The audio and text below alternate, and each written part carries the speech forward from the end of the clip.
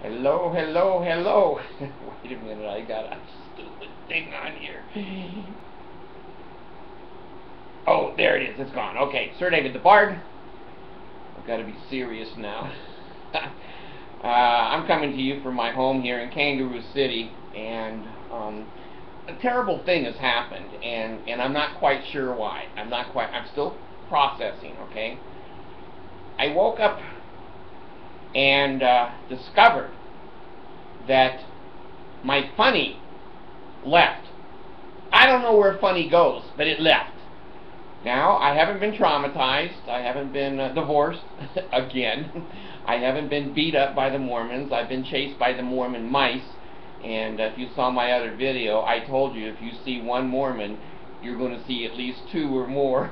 And there was one more mouse I had to kill too, just missionary. The other one had a little Book of Mormon under his hand. And glasses. He was the geek, and he was trying to ride a bicycle across my carpet, and it was a bitch. And so we just got him, killed him, threw him out. But anyway, God, I guess I've been living life, and I wake up and I go, I'm not funny. I'm just not funny. And I'm thinking, well, is it my meds? Is it the stress in my life? Which I don't have any stress. So anyway, I'm looking for my funny. So bear with me. Bear with me. I've been looking all over Kangaroo City. I may have to fly to Utah. Anyway, I just wanted to report to you a little bit about the Bard gay dance. Now, I have a little gay dance that I do. Every time I pass a Mormon chapel, I get out of the car and I do my gay dance. And I do this in a few, because these are the signs, tokens, and symbols of my religion. So I just try to share that with the Mormon church. Well, it's quiet as hell. I'm telling you, the Mormons, after that homosexual marriage deal, they don't have much to say about anything.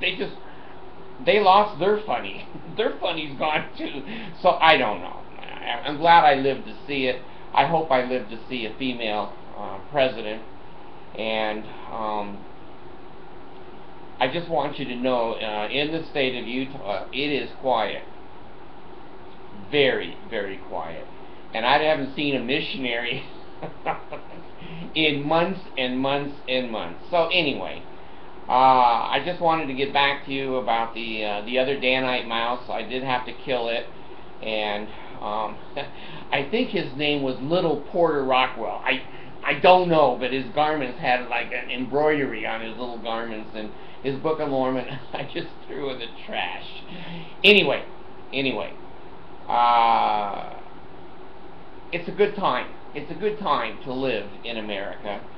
I'm not going to make too many comments on Ebola because I don't know a lot about Ebola. I don't even know a lot about the pest plagues that mankind has had, the Black Plague there in England and whatever. I'm worried. I'm worried.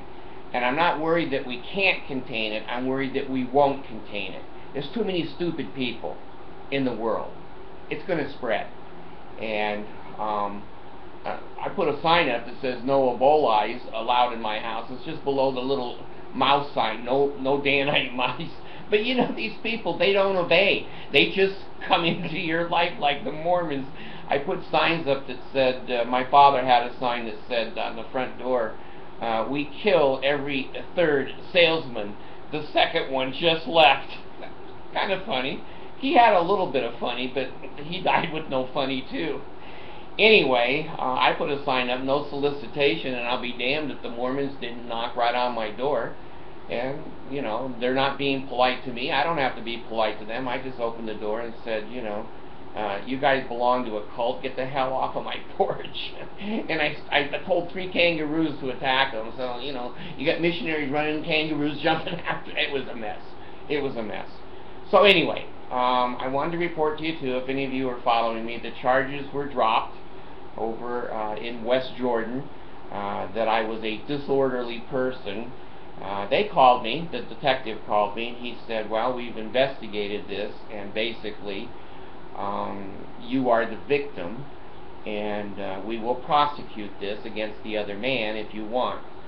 And I said, no, I'm not gonna press charges. He's a young person.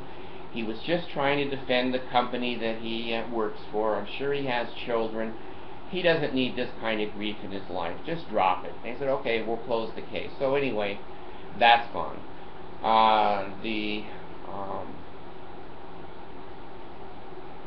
The time that I'm really spending is with my daughter, Abigail.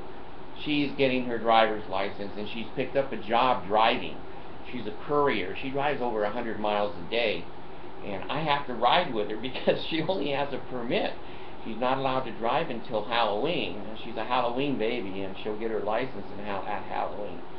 So anyway, that's kind of a, maybe that's where my funny went.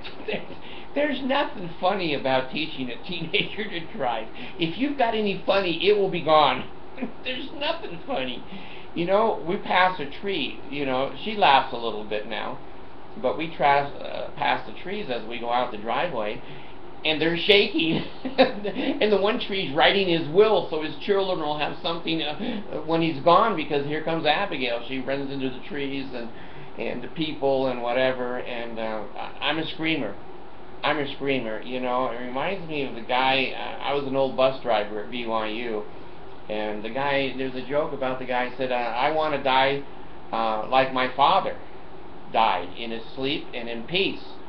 Not like the other 99 passengers that were on his bus screaming their lives away. So, I don't know. Is that funny? And probably not. Anyway, I am teaching her to drive, and it's scary. It's scary to let a teenager be out there on her own by herself. So come Halloween, she'll be out there. So anyway, this is Sir David the Bard. I'm coming to you from the Kangaroo City. I'm going to be going up to Utah and Las Vegas in the next couple of months. Oh, I have to report to you. My in-laws from the Philippines, we have sponsored and invited to the United States. I think they're going to be here by Christmas. So I'm going to have Mercy's parents, my in-laws, living in my house. And, you know, I went through this with a couple of people, okay?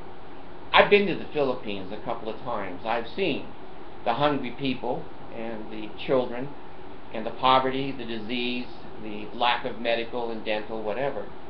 When I saw that, it motivated me to at least bring Mercy to the United States and be married to her and get her out of that third world country. Then I brought the two girls, my Abigail and Allison, and now I'm bringing two more, her parents. They're in their late 60s, but they want to come to the United States and die. How many people out of the Philippines did Jesus bring to the United States? See, this is why I'm an atheist. When they pray their thankfulness to be in the United States, I expect them to thank the Bard. It was my money. It was my printer. It was my computer. It was my intelligence. It was my ability to manipulate and to write out all the immigration forms. We've done over 100 pages of information on both parents, 200 altogether. What did Jesus do to get those people out of the Philippines? What did he do to bring food in? What did he do to bring in medical and dental? You know what? He didn't do a damn thing. That's why I had to go over. And why some of you go over and do the things that you do to help the poor, the sick, and the helpless in our society. Jesus doesn't give a shit. Jesus doesn't even fucking exist. You think he's a father? You think he's a father and he treats his children this way, and you want to live with him? Be my guest. Be my guest. I got 5 out of a third world country into a life of the necessities being there for them. They prayed their whole life to Jesus to get them out. Jesus never did a thing. So anyway, I feel good. They're coming, and they passed all the tests and all that, and I just want you to know I do have health in the navel, marrow in the bones, strength in the loins and the sinews, power and priesthood be upon me and upon my posterity through all generations of time and throughout eternity. and the bar is gone. Thanks.